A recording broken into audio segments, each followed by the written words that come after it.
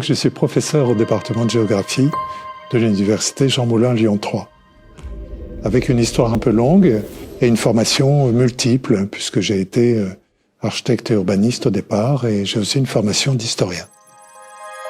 J'ai longtemps hésité, j'ai choisi la carte que vous allez voir, qui est une carte chinoise, qui a été faite aux alentours de 1863, dans un contexte qui était celui de la fin d'une guerre interne à l'Empire chinois. Et c'est un document tout à fait remarquable, parce que même aujourd'hui en Chine, je pense que on en a peu d'équivalent. Cette carte chinoise se présente sous la forme d'accordéon. Donc voilà un accordéon replié. À l'échelle que nous allons voir, la carte est composée de 13 accordéons.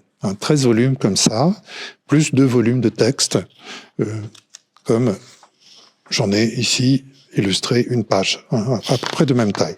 Donc ces volumes font un peu plus de 30 cm, c'est-à-dire un pied, par la moitié, de telle façon que lorsqu'on les ouvre, ça fait des carrés d'un pied par un pied.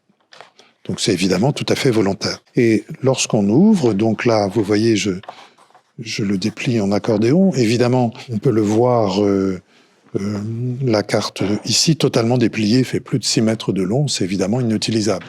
Donc ces accordéons sont faits pour qu'on puisse consulter, partie après partie, le secteur qui est considéré comme intéressant. Donc c'est en fait très pratique.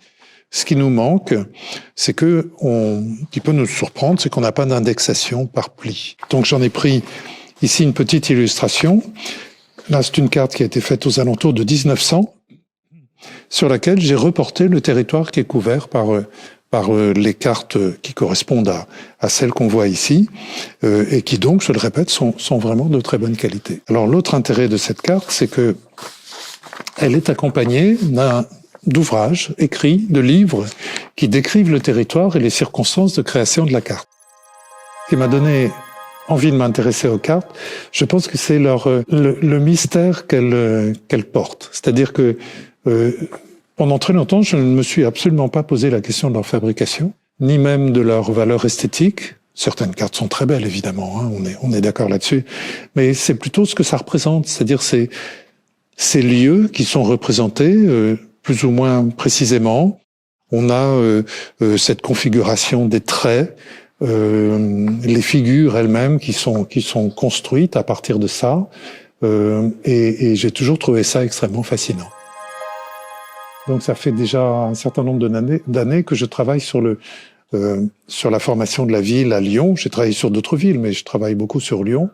Et donc je développe un ensemble de cartes permettant de valoriser des données issues des archives historiques, par exemple des listes de taxes, de choses comme ça par immeuble. Et donc localiser précisément ces informations-là, c'est une question compliquée pour les historiens depuis longtemps.